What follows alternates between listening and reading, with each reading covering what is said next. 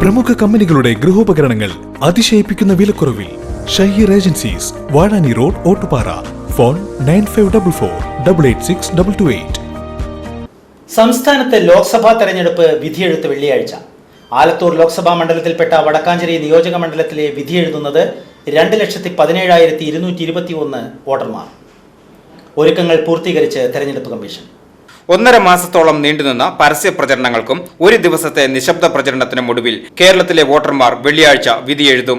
ആലത്തൂർ ലോക്സഭാ മണ്ഡലത്തിൽപ്പെട്ട വടക്കാഞ്ചേരി നിയോജക മണ്ഡലത്തിൽ 181 ബൂത്തുകളിലായി ഇത്തവണ 2,17,221 വോട്ടർമാരാണ് ഉള്ളത്.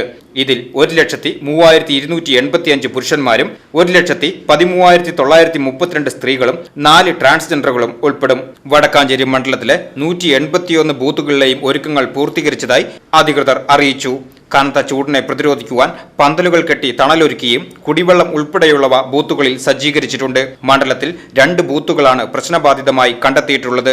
43, 44 ബൂത്തുകൾ ഉൾപ്പെടുന്ന കുമ്പളങ്ങാട് ബാലബോധിനി LP സ്കൂളാണ് പ്രശ്നബാധിത ബൂത്തുകളായി കണ്ടെത്തിയിരിക്കുന്നത്. ശക്തമായ സുരക്ഷാ സംവിധാനങ്ങളാണ് ഇവിടെ ഒരുക്കിയിരിക്കുന്നത്. കൂടാതെ 181 ബൂത്തുകളിലും പോലീസ് സുരക്ഷയും CCTV ക്യാമറകളും ഒരുക്കിയിട്ടുണ്ട്. ലൈവ് വെബ്കാസ്റ്റും ഇവിടെ നിന്നും നടക്കുന്നുണ്ട്. രാവിലെ 7 മണി മുതൽ വൈകിട്ട് 6 മണി വരെയാണ് വോട്ടിംഗ് സമയം. VCV news, Vadakkanchery.